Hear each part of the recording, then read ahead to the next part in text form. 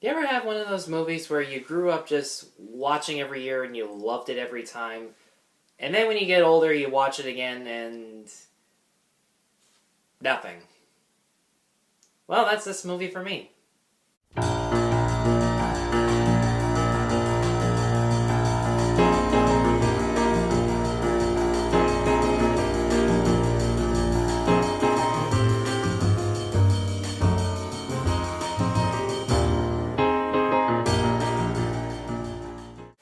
Hi, I'm Tyler, and I'm here to let you know that How the Toys Saved Christmas is no perfect movie. So How the Toys Saved Christmas was originally an Italian film that revolved around a character named Befana, who in Italian folklore delivers presents each year in a similar vein to Santa Claus. And in the English version, the one that I watched every Christmas as a kid, she's named Granny Rose, played by Mary Tyler Moore, and is Santa's helper in delivering toys to children each year. But because she falls ill during one particular year, she hires a man named Mr. Grimm, I'm not even kidding, voiced by Tony Randall, to take her place this year. But unsurprisingly, he intends to sell the toys behind her back and make a huge profit, so it's up to the toys to deliver themselves to the children who deserve them the most. The animation has about just as many high points as there are low points. For starters, the backgrounds are nicely hand-drawn and they do move at a fluid pace, but the character designs themselves are pretty hit and miss.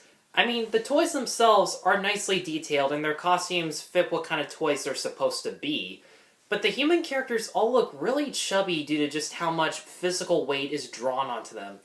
And it's weird how some of them only have like dotted eyes, and yet a few characters actually do have eyeballs, and it just looks awkward whenever two different looking characters are in the exact same scene. And I'm not sure if this was a problem with the Italian version or if this was just another English dub flaw, but there are so many times where characters speak either with their backs turned away from the screen, or the scene is outside but the characters are inside, and it's such an obvious and cheap trick to save on animating a character's mouth. One thing I haven't brought up in other Christmas movies that I reviewed is just how overly sentimental Christmas films can be. Now don't get me wrong, this film does have a really good message. It is important to learn how to give. It shows that people do care for one another, whether they're friends, family, or someone less fortunate who's just in need. But in bad Christmas movies like this, characters make so many forced decisions just to serve the message that more people need to be generous and selfless all year round. Granny Rose in particular forcefully gets sick, forcefully hires a man whose name is Mr. Grimm. What, is he related to Mr. Bleakman? I don't know. For a responsible and obviously good-natured task, especially since she gets better halfway through the movie anyways and sets out to do exactly what she was originally supposed to do, deliver the toys, just so the villain can look selfish and greedy and she looks like a better role model on how to act all year round. And it even gets more overwrought when she has to waste her time defending a boy named Christopher when he's mistaken for a thief, because apparently she sees people for who they really are, despite the fact that she couldn't tell that Mr. Grimm was gonna shoehorn her and sell the toys behind her back, and that makes no sense.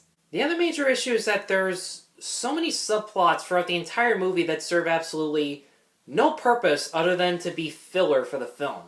Looking at the poster and watching the VHS trailer when I was a kid, I did genuinely think the movie was going to be mostly about the toys escaping Mr. Grimm and delivering themselves to the children they know deserve them. But apparently there's a great amount of time focused on Granny Rose making new toys all in one day just to cover her tracks. These two crooks who try to steal from her shop, and they use the boy Christopher against his will, which makes him misunderstood as a crook. And apparently Christopher also just has one present wish for his entire Christmas, and that is to find a true friend. Yeah, that story done over again. And there's even these random scenes involving these two annoying brothers who love to compare their privileged selves to less fortunate kids who only ask for like one or two presents a year, and these scenes serve no purpose, and for a movie that's only 78 minutes, they're cramming in a lot into the plot, and it's not only unnecessary, it's not even interesting.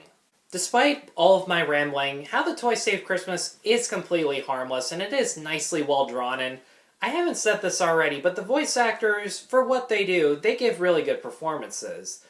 But at the same time, the characters make so many forced decisions just to enforce the overwritten message that it is good to give. And it is a good message, but they try way too hard. And for that reason, I'm going to give How the Toys Saved Christmas a 1.5 out of 5. Guys, thanks as always for watching. Be sure to like, subscribe, check out my other reviews at NoPerfectMovie.com.